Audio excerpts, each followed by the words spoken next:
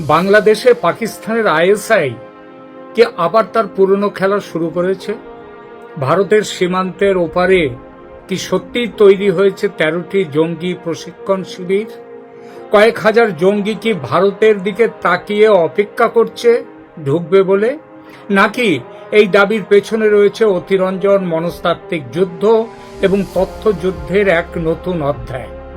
সম্প্রতি এই কয়েকদিন আগে প্রাক্তন কর্মকর্তা, ভারতের রিসার্চ অ্যান্ড অ্যানালিসিস উইং যে গোয়েন্দা সংস্থা কেন্দ্রীয়, তার প্রাক্তন কর্মকর্তা লাকি বিস্টের একটি সাক্ষাৎকারে এমনই বিস্ফোরক একটা দাবি সামনে এসেছে।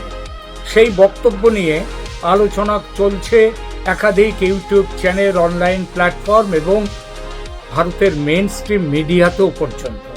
স্বাভাবিকভাবেই প্রশ্ন উঠেছে, এটা কি সত্যি ভারতের জাতীয় নিরাপত্তার জন্য বড় বিপদ সংকেত, নাকি এখনো প্রমাণের অপেক্ষায় থাকা একটি গোয়েন্দা স্তরের সতর্ক বার্তা মাত্র?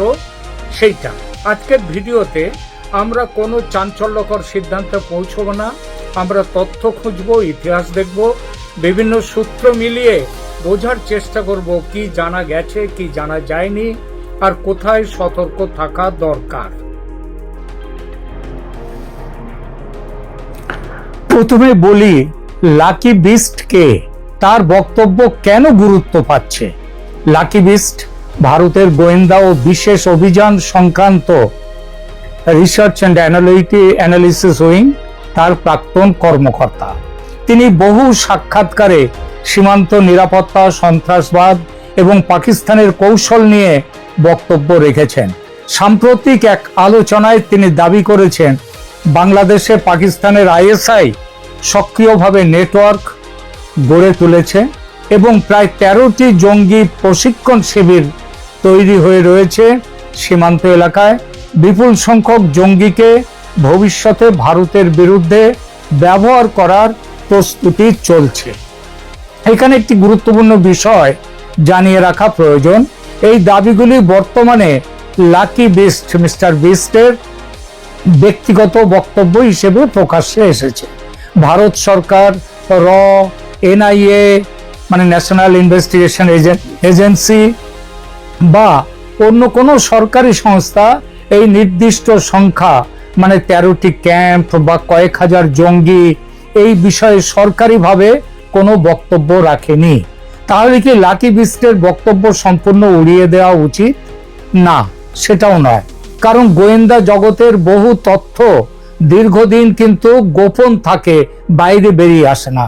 অনেক সময় পরে সেগুলো সত্য প্রমাণিত হয়। তাই দায়িত্বশীল বিশ্লেষণের পথ হলো দাবিকে দাবি হিসেবেই দেখা এবং তার পক্ষে বা বিপক্ষে কি তথ্য রয়েছে সেগুলো বিচার করা। প্রথমে দেখি আইএসআই কেন বাংলাদেশকে গুরুত্ব দেয়। একটু ইতিহাসে নজর দিই। 1971 সালে বাংলাদেশের স্বাধীনতার পর পাকিস্তান তার পূর্বাঞ্চল হারায়, কিন্তু সেই সঙ্গে শেষ হয়ে যায়নি পাকিস্তানের কৌশলগত আগ্রহ। বিশেষ করে জামায়াতে ইসলামীর মাধ্যমে, যাদের হেডকোয়ার্টার পাকিস্তানে, তাদের মাধ্যমে বাংলাদেশে পাকিস্তানের একটা প্রভাব, সমান্তরাল প্রভাব কিন্তু ছিলই, থেকে গিয়েছিল।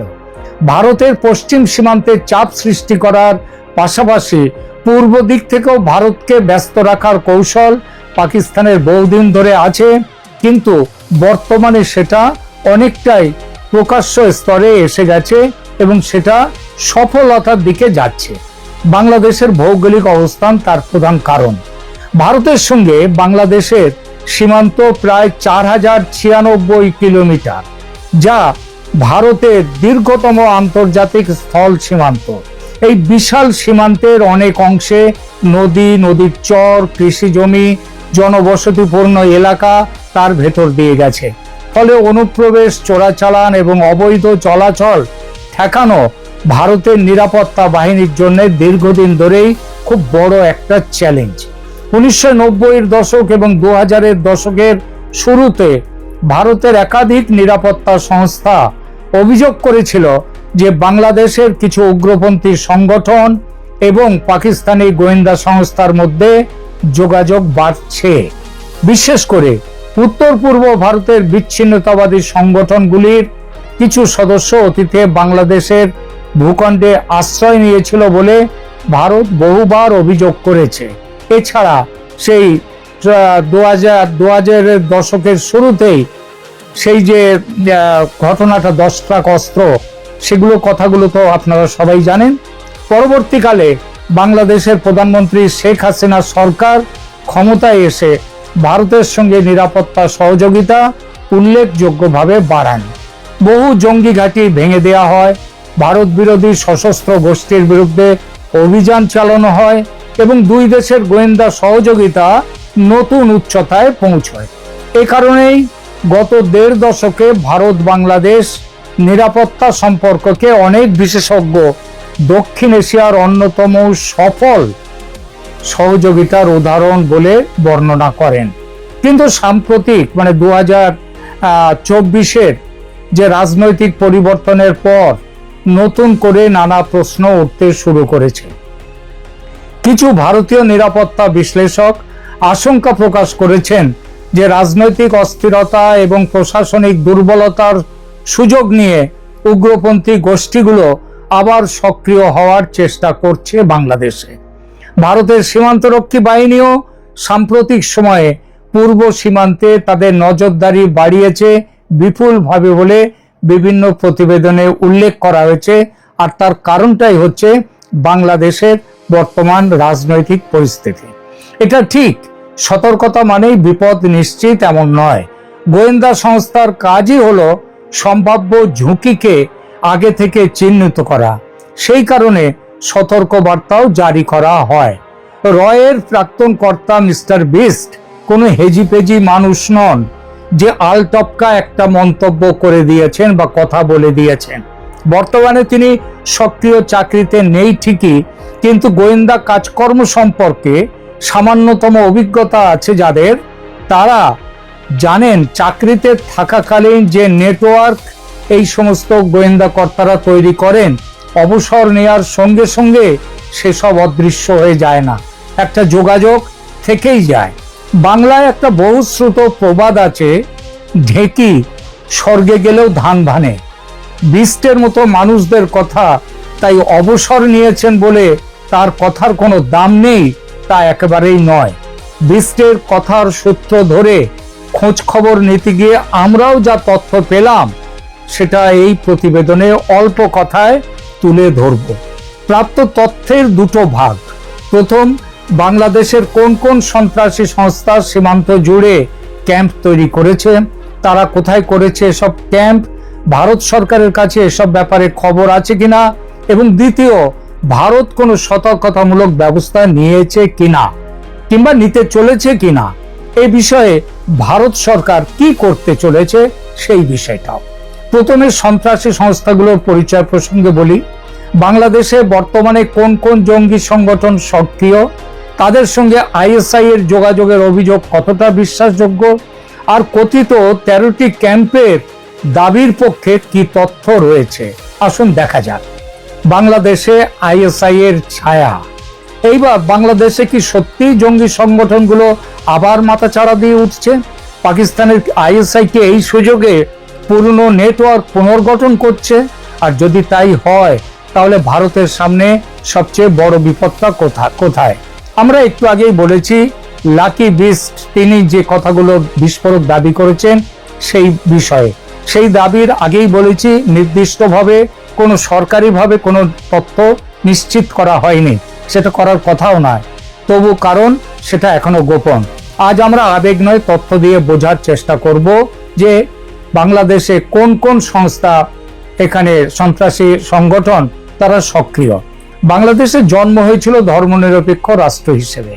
মুজিব হত্যার পর থেকে ধীরে ধীরে ধর্মীয় মৌলবাদী সংগঠনগুলোর প্রভাব বাড়তে শুরু করে।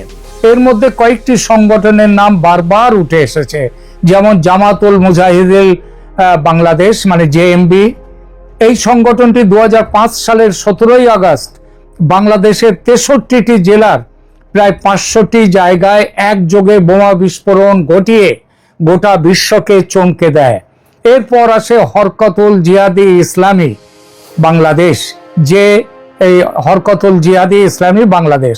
ভারত এবং বাংলাদেশ উভয় দেশই অতীতে এই সংগঠনের বিরুদ্ধে একাধিক তদন্ত চালিয়েছে। এর পাশাপাশি আন্তর্জাতিক জঙ্গি মতাদর্শ দ্বারা অনুপ্রাণিত নানান ছোট ছোট গোষ্ঠীও তৈরি হয়েছে। তার মধ্যে আইসিস তারাও আছে। সম্প্রতি আপনারা জানেন যে ইসরায়েলের ভারতে যিনি রাষ্ট্রদূত তিনি বলেছেন যে বাংলাদেশে হামাস এসে আশ্রয় নিয়েছে, তারা শিবির তৈরি করেছে। শুধু হামাস কেন, হামাস ছাড়া আরো বিভিন্ন আন্তর্জাতিক আইসিসের পতাকা, হামাসের পতাকা আজকে বাংলাদেশে খোলাখুলি দেখা যাচ্ছে। কিন্তু বাংলাদেশের নিরাপত্তা সংস্থাগুলো বলছে তারা কারা এইসব পতাকা নিয়েছে বা লাগাচ্ছে তারা জানে না। অর্থাৎ পরিষ্কারভাবে বোঝা যায় যে এখানে সেখানকার সরকার প্রশাসন তাদের মদত রয়েছে এইসব কাজের জন্য। এইসব সংস্থার ফ্রি রান চলেছিল, তখনও হামাস আসেনি কিন্তু অন্যরা এসেছিল। তাদের ফ্রি রান চলেছিল 2010 পর্যন্ত। 2010 সালের পর থেকে শেখ হাসিনার আমলে বাংলাদেশের নিরাপত্তা বাহিনী ব্যাপক অভিযান চালায় সন্ত্রাসীদের বিরুদ্ধে। শত শত জঙ্গি গ্রেপ্তার হয়, অনেক ঘাঁটি ধ্বংস করা হয়। এই কারণে বহু আন্তর্জাতিক নিরাপত্তা বিশ্লেষক মনে করেন যে বাংলাদেশের রাষ্ট্রযন্ত্র অন্তত 1 দশক ধরে জঙ্গিবাদ দমনে উল্লেখযোগ্য সাফল্য অর্জন করেছিল। কিন্তু আগেই বলেছি 2024-এর রাজনৈতিক পরিবর্তনের পর চরমপন্থী সংগঠনগুলো জীবন পায়। তারা নতুন সদস্য সংগ্রহ শুরু করে দেয়। মোহাম্মদ ইউনূস জেল থেকে সন্ত্রাসীদের ছেড়ে দিয়ে দেন, তারপরেও সেই ব্যবস্থাই সমানে চলেছে। এবং পাকিস্তানি গোয়েন্দা সংস্থা আইএসআইও পা জমিয়েছে বাংলাদেশে। আইএসআই সরাসরি আক্রমণ না করে প্রক্সি নেটওয়ার্ক ব্যবহার করতে বেশি স্বচ্ছন্দ, যেমনটা তারা করেছে কাশ্মীরে। সেগুলো কি? স্থানীয় সংগঠন, চোরাচালান চক্র, জাল নথির নেটওয়ার্ক এবং সীমান্ত পারের অপরাধ চক্রকে কাজে লাগানো। এই কৌশল নতুন নয়, বলেছি। কাশ্মীরে দেখা গেছে, পাঞ্জাবেও এই চেষ্টা যেমন হয়েছে এবং হচ্ছে, তেমনি পূর্ব সীমান্ত সেখানেও এই প্রক্রিয়া শুরু করেছে আইএসআই। ভারত বাংলাদেশ সীমান্ত 4000 কিলোমিটারেরও বেশি। কোথাও নদী, কোথাও বন, কোথাও বিস্তীর্ণ চর, আবার কোথাও একই গ্রামের মাঝখান দিয়ে আন্তর্জাতিক সীমান্ত। শুনেছি কোনো বড় ঘরটা হচ্ছে ভারতে আর রান্নাঘর আছে বাংলাদেশে। এমনও পর্যন্ত ছিল, আগে ছিল, বর্তমানে আছে কিনা জানি না, আগে ছিল একটা সময়। এই ধরনের সীমান্ত পৃথিবীর সবচেয়ে কঠিন সীমান্তগুলোর একটি।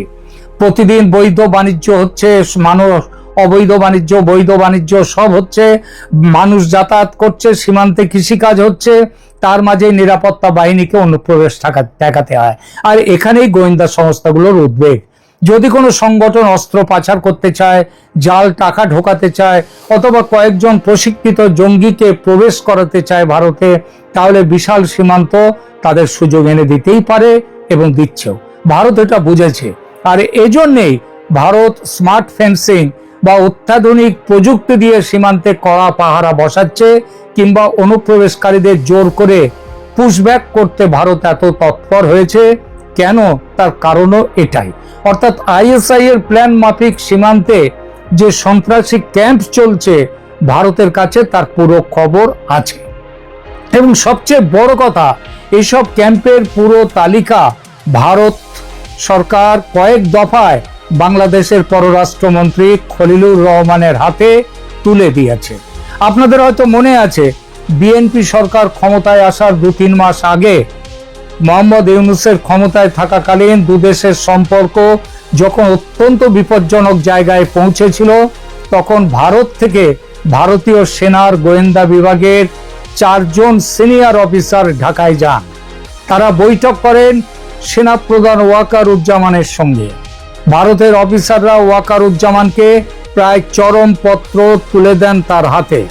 তারা সরাসরি অন্তত 150টি সন্ত্রাসী ক্যাম্পের পুরো ডিটেলস দেন ওয়াকারুজ্জামানকে। বলা হয় এই সন্ত্রাসী ক্যাম্প ভেঙে দেওয়ার জন্য। কয়েকটা ক্যাম্প ভেঙে দেওয়াও হয়েছিল তার কয়েকদিনের মধ্যে।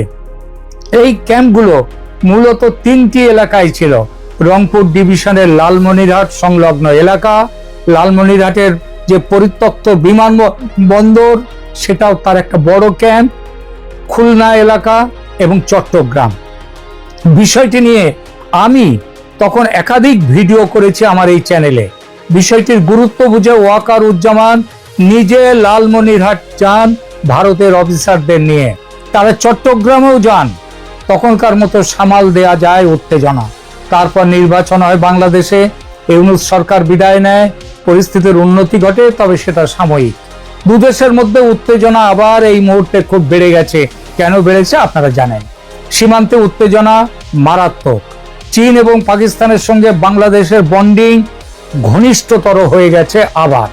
এই পরিস্থিতিতে উঠেছে সীমান্তে 13টি সন্ত্রাসী গোষ্ঠীর ও কয়েক হাজার সন্ত্রাসীর উপস্থিতির কথা।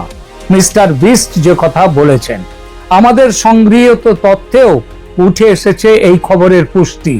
যেটা জানা যাচ্ছে, এই সন্ত্রাসীরা বর্তমানে বিজিবি বা বর্ডার গার্ডস বাংলাদেশের সঙ্গে যুক্তভাবে সীমান্তে পুশব্যাক রুখে দেওয়ার কাজ করছে। প্রবাসীদের সঙ্গে যুক্ত রয়েছে এই সন্ত্রাসীরা। এরা কি যুদ্ধের প্রস্তুতি নিচ্ছে ভারতের বিরুদ্ধে? ভারত কিন্তু সেটা মনে করে না। কারণ ভারতের বিরুদ্ধে প্রত্যক্ষ যুদ্ধে অন্তত এখন জড়িয়ে পড়ার মতো এত বড় হঠকারী সিদ্ধান্ত কিংবা বোকামি সন্ত্রাসীরা করবে না, বাংলাদেশের সরকারও করবে না। তাহলে কি করতে পারে তারা? যেটা করতে পারে তার নাম হাইব্রিড ওয়ারফেয়ার।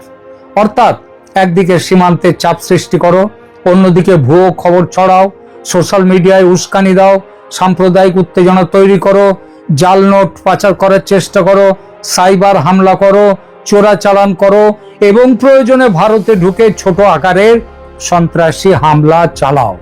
এই সব মিলেই আধুনিক নিরাপত্তা চ্যালেঞ্জ তৈরি হচ্ছে ভারতের কাছে। আর এগুলো যদি করে বাংলাদেশের সন্ত্রাসীরা, কি করবে ভারত? এই প্রশ্নটা খুব বড়। আমাদের কাছেও বিভিন্ন সূত্রে খবর এসেছে, পশ্চিমবঙ্গে মমতা সরকারের পতনের পর, মমতা সরকার মানে মমতা ব্যানার্জির সরকার, যে সরকার যারা চলে যাওয়ার ফলে জামাত কেঁদে ভাসিয়েছে, বাংলাদেশের সাম্প্রদায়িক শক্তি কেঁদে ভাসিয়েছে, সেই সরকারের, মমতা সরকারের পতনের পর এবং শুভেন্দু অধিকারী নেতৃত্বে বিজেপি সরকার গঠনের পর পশ্চিমবঙ্গের মুসলমানরা আপাতত একটু থমকে রয়েছে। পার্ক সার্কাসে, ফলতায়, আরো দু এক জায়গায় প্রতিবাদ তুলতে গিয়েছিল, সফল হয়নি। তারপর মালদার বিধায়ক হুমায়ুন কবির গরম গরম কথা বলে চাঙ্গা করতে গিয়েছিলেন মুসলমানদের, সেটাও ব্যর্থ হয়েছে। হুমায়ুন কবির এখন ভয় পেয়ে পিছিয়ে গেছেন। ওদিকে তিনি মসজিদ তৈরির, ওই বাবরি মসজিদ তৈরির 1000 কোটি টাকা পকেটে নিয়ে বসে আছেন হুমায়ুন কবির। বাবরি মসজিদ তৈরির সম্ভাবনা এই মুহূর্তে নেই। পশ্চিমবঙ্গে শুভেন্দু অধিকারীর সরকার, বিজেপি সরকার বাবরি মসজিদ পশ্চিমবঙ্গে তৈরি করতে দেবে না, লিখে নিতে পারে। এমন পরিস্থিতির সুযোগ নিয়ে বাংলাদেশের সন্ত্রাসীরা মালদা মুর্শিদাবাদ সীমান্ত এলাকায় দাঙ্গা বাঁধাতে তৎপর। আর তেমন কিছু হলে বাংলাদেশের বিরুদ্ধে যেমন পাকিস্তানে অপারেশন সিন্দুর করেছিল ভারত এই কয়েক মাস আগে, সেই স্টাইলে হামলা চালাবার সিদ্ধান্ত নিয়ে রেখেছে ভারত। ভারত বলেছে ভারতের ভূমিতে কোনো বিদেশি রাষ্ট্র তারা যদি কোনো সন্ত্রাসবাদী কাজ করে তাহলে ভারত সরাসরি যুদ্ধে নামবে। অর্থাৎ ব্যাপারটা দাঁড়াচ্ছে, বাংলাদেশের সন্ত্রাসীরা ভারতে হাইব্রিড যুদ্ধ বা ছদ্ম যুদ্ধের সামান্যতম উস্কানি দিলে বাংলাদেশে ভারতের সীমিত হামলার সম্ভাবনা প্রবল, অনেকটা অপারেশন সিন্দুর স্টাইলে। আর যদি চীন পাকিস্তানের স্ট্র্যাটেজিক উপস্থিতি আরো বাড়ে বাংলাদেশে, লালমনিরহাটে, তিস্তা ব্যারেজে, মংলা পোর্টে, তখন সন্ত্রাসীদের বাস্তব উস্কানির ঘটনা না ঘটলেও, খেয়াল করবেন কথাটা, বাংলাদেশের সন্ত্রাসীরা তখন যদি ভারতে কোনো উস্কানিমূলক ঘটনা নাও ঘটায়, তাহলেও ভারত কি করবে? নিজের স্ট্র্যাটেজিক স্বার্থ রক্ষায় সন্ত্রাসী অজুহাত খাড়া করে ভারত ঝাঁপিয়ে পড়বে। আর তেমন হলে এই ভারত যদি ঝাঁপিয়ে পড়ে, সেটাও এই সম্ভাবনা কিন্তু উড়িয়ে দেয়া যাবে না। আজকের এই প্রতিবেদন কেমন লাগলো আপনাদের জানাবেন, কমেন্ট করবেন, লাইক দেবেন এবং অবশ্যই সাবস্ক্রাইব করবেন চ্যানেল। কতগুলো বিষয় নিয়ে আপনাদের সঙ্গে আলোচনা করব। যেটা প্রথমে থাকছে যে পাকিস্তান কেন বাংলাদেশকে ব্যবহার করছে। কারণ পাকিস্তান জানে যে ভারত যে কোনো মুহূর্তে অ্যাটাক করতে পারে। তার কারণ হচ্ছে পিওজেকে, পাকিস্তান অকুপাইড জম্মু অ্যান্ড কাশ্মীর, এতদিন ধরে তারা দখল করে রেখে দিয়েছে। এখন সেই দখলকৃত জমি যারা ভোগ দখল করছিল বলে কাশ্মীরি, আসলে কাশ্মীরি নয়, পরে প্রসঙ্গে আসছি। এখন সেখানে বিক্ষোভ শুরু হয়েছে, বিক্ষোভ এমন উত্তাল হয়েছে যে তারা এবার ভারতকে বলছে যে তোমরা এগিয়ে এসো, সীমান্ত ভেঙে আমরা ভারতের সঙ্গে মিলতে চাই। আমি কিছুদিন আগে একটা ভিডিওতে বলেছিলাম যে আমাদের প্রতিরক্ষা মন্ত্রী রাজনাথ সিং বলেছেন পিওজেকে হেঁটে হেঁটে আমাদের কাছে আসবে, আমি বলেছিলাম এটা। গতকালকে বিভিন্ন কাগজে এটাকে ছড়িয়ে পড়েছে ভারতবর্ষে। যেমন আনন্দবাজার লিখছে, ভারতের সাহায্য চাই, পাক অধিকৃত কাশ্মীরে দাঁড়িয়ে বললেন স্থানীয় নেতা, আহ্বান করলেন ইসলামাবাদের দিকে। আমি 4 লাইন শুধু পড়ছি, বেশি পড়বো না। পাকিস্তান প্রশাসনের দমন পীড়ন বেড়েই চলেছে, এই পরিস্থিতিতে ভারতের সাহায্য চাই, পাক অধিকৃত কাশ্মীরে দাঁড়িয়ে এমনটাই বলতে শোনা গেল সেখানকার জয়েন্ট অ্যাকশন কমিটি নেতা সর্দার আমন খানকে। তিনি জানিয়েছেন পাক অধিকৃত কাশ্মীরে প্রতিবাদীদের দমন করতে রেশন প্রয়োজনীয় সামগ্রী বন্ধ করেছেন। নয়াদিল্লিকে সাহায্য পাঠানোর জন্য আর্জি জানিয়েছেন তিনি। নিয়ন্ত্রণ রেখা বরাবর ভারতে প্রবেশের পথ খুলে দেওয়ার কথা বলেছেন তিনি। তার দাবি, পাক অধিকৃত কাশ্মীরে পরিস্থিতি আরো খারাপ হলে বাসিন্দারা চাইলে তারা ভারতে প্রবেশ করতে যেতে পারেন, তার ব্যবস্থা করা উচিত। আমনের সেই বক্তৃতার ভিডিও সমাজ মাধ্যমে ছড়িয়ে পড়েছেন। এখন এই যে খাদ্য, রেশন, ওষুধ, সমস্ত কিছু, ইলেকট্রিসিটি সব কিছু বন্ধ করে দিয়েছে। শুধু এইটা নয়, প্রতিদিন লিখছে নিয়ন্ত্রণ রেখা ভেঙে এগিয়ে আসুন, পাকিস্তানকে শিক্ষা দিতে ভারতের সাহায্য প্রার্থী বিদ্রোহী অধিকৃত কাশ্মীরের নেতা। হিন্দুস্তান টাইমস লিখছে পিওকে লিডার মেসেজ টু ইন্ডিয়া, পাক অধিকৃত কাশ্মীরে অশান্তির আবহাওয়া, ভারতের কাছে মানবিক সহায়তার আবেদন জেএসি নেতার। আমন খান, মানে আমন খান যার কথা বলা হচ্ছে বারবার, এই হচ্ছে আমন খান। আর এই হচ্ছে বিক্ষোভের ছবি আপনারা স্ক্রিনে দেখতে পাচ্ছেন। এখন এরা যদি কোনোভাবে সীমান্ত ভেঙে এগিয়ে আসে, অথবা এই সুযোগটা যদি ভারত কাজে লাগায়, তাহলে পরে কি হবে? তাহলে পাকিস্তানের ভেতরে বুটস অন গ্রাউন্ডস হবে। আর পাকিস্তান জানে যে যদি এটা হয় তাহলে পরে পাকিস্তান টিকতে পারবে না। শুধু পিওজেকে নেবে না, তার সঙ্গে গিলগিট বালতিস্তান নেবে, তার সঙ্গে আপনার নেবে, সিংকে স্বাধীন করে দেবে, কারণ সিংহ বহুদিন ধরে স্বাধীনতা চাইছে, সিংকে স্বাধীন করে দেবে, খাইবার পাখতুনখোয়াটা নিয়ে নেবে। তাহলে পড়ে থাকবে কি? ওদিকে আপনার পশ্চিমদের একটা আলাদা যে ডিউরেন লাইন ছিল ওটাকে ভাগ করে দিয়ে দেবে, পশ্চিমদের ঝামেলা মিটিয়ে দেবে। বালুচ লিবারেশন আর্মিকে আর বালুচিস্তানকে স্বাধীন করে দেবে। পড়ে থাকবে শুধু পাঞ্জাব প্রদেশ নিয়ে, পাঞ্জাবের লাহোর। কথায় কথায় বলে না, जिसे লাহোর নেই দেখা উসে দুনিয়া নেই দেখা। সকালে উঠে ঘুম থেকে উঠে কাবাব, দুপুরে বিরিয়ানি, রাত্রিবেলা আবার কাবাব, তারপর আবার শুয়ে পড়লো, এই এদের কাজ। তো এখন ভারত যাতে এখানে না ঢুকতে পারে তার জন্য এই বাংলাদেশকে প্রক্সি হিসেবে ব্যবহার করতে চাইছে পাকিস্তান। কারণ পাকিস্তান মনে করছে ভারত দুটো ফ্রন্ট একসঙ্গে খুলবে না। যদি বাংলাদেশ থেকে ওরা আক্রমণ করে, মানে পাকিস্তান আক্রমণ করে, তাহলে পাকিস্তানকে মারার জন্য ভেতরে বুটস অন গ্রাউন্ডস করবে, যেটা আমি আগে বলেছি আপনাদের, বুটস অন গ্রাউন্ডস করবে। বুটস অন গ্রাউন্ডস করলে তাদের সৈন্য এদিক ওদিক করে, যার জন্য তারা এলাকা ফিলাকা দেখে রাখছে। আপনাদের আবার 8800 সব কুম্পু, তারপরে কি সব শিখছে না তারা এসে লড়বে ইন্ডিয়ান আর্মির সঙ্গে। ইন্ডিয়ান আর্মি যে কি জিনিস সেটা জানে না, তারা এসে লড়বে। মোটামুটি একটা জিহাদি সংগঠন তৈরি করছে 8,800 দিয়ে, আরো নেওয়া হচ্ছে। তাহলে কি হবে, ওদিকে যতই ওরা চেঁচাক না কেন, তাহলে পরে ওদের চেঁচারিটা থেমে যাবে যে ভারত তো একদিকে আক্রমণ করে দিয়েছে, তাহলে এদিকে যাবে না।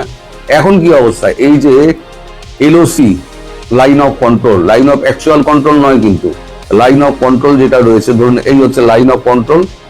আগে কি হতো, এই দিকে সেনা, ভারতের দিকে সমস্ত পাকিস্তানি সেনা নল লাগিয়ে বসে থাকতো আর কামান লাগিয়ে বসে থাকতো। এখন হয়েছে কি, এখন এই দিকে একটা ভারতীয় সেনা ভারতের দিকে লক্ষ্য করে, আর এদিকে একটা পিওজেকের দিকে লক্ষ্য করে, মানে দুটো ভাগ হয়ে গিয়েছে। একটা নিজের দেশের লোককে আটকাবার জন্য একটা ওদিকে একটা পিঠ দিয়ে রেখে দিয়েছে, এই বন্দুক তাক করে রেখে দিয়েছে, আর তার পিঠে পিঠ ঠেকিয়ে ভারতের দিকে আরেকজন বন্দুক তাক করে রেখে দিয়েছে। এবার এই হচ্ছে অবস্থা এদের। এই অবস্থা যদি বাংলাদেশকে ব্যবহার করতে পারে প্রক্সি হিসেবে, তাহলে পরে ভারত তো ব্যবস্থা নেবেই। আর ভারত যদি ঢোকে, তাহলে পরে এই যেগুলো আছে, জানি না এখন ভারতের স্বরাষ্ট্রমন্ত্রীর মাথায় কি রয়েছে, অমিত শাহের মাথায় কি রয়েছে, মোদীর মাথায় কি রয়েছে। মোদী তো কোনো কথা বলেন না, চুপচাপ থাকেন, কোনো কথা বলেন না। ভারত চাই সবসময় যুদ্ধটা এড়িয়ে যেতে। আর এই অখণ্ড ভারতের যে ব্যাপারটা আছে না, আমি তার ব্যক্তিগতভাবে আমি তার তীব্র বিরোধিতা করি। ওই জঞ্জাল আমাদের ঢুকিয়ে কি হবে বলুন? হ্যাঁ, যদি এরকম হয়, গিলগিট বালতিস্তান আর আপনার খাইবার পাখতুনখোয়াকে ঘিরে নিয়ে 10-15 বছর ফেলে রেখে দাও, খাবার টাবার পাঠিয়ে দাও, সব পাঠিয়ে দাও, 10-15 বছর ফেলে রেখে দাও, বাছাই করে সমস্ত ওগুলো তালিবানদের দিয়ে করতে হবে, বাছাই করে তারপরে তাদেরকে এদিকে ঢোকানো। এই জঞ্জাল কেউ নেবে না, না বাংলাদেশের দিক দিয়ে, না ভারতের দিক দিয়ে।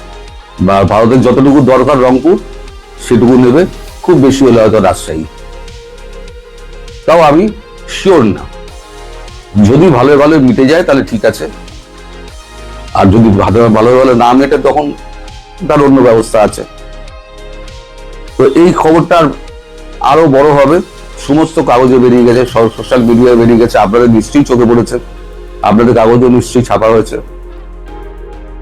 তো এখন যতক্ষণ নিজেদের পিঠ বাঁচাচ্ছিল, ওইখানেই কিন্তু ওই এলইটি ক্যাম্প করেছিল, মানে লস্করে তৈবা, হিজবুল মুজাহিদিন, এদেরকে আশ্রয় কিন্তু এরাই দিয়েছে, মানে এই কাশ্মীরি তারা দিয়েছে, বলে কাশ্মীরি, আসলে কাশ্মীরি রয়েছে হয়তো 2%, 3%, সব পাঞ্জাবি ঢুকিয়ে দিয়েছে।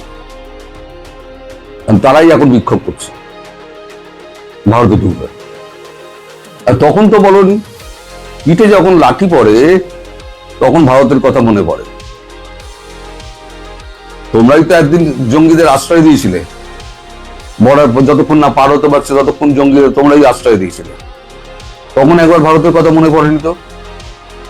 এখন ওই যে বললাম, পিঠে লাঠি পড়েছে, লাঠি পড়তে এখন চিৎকার চেঁচামেচি হচ্ছে।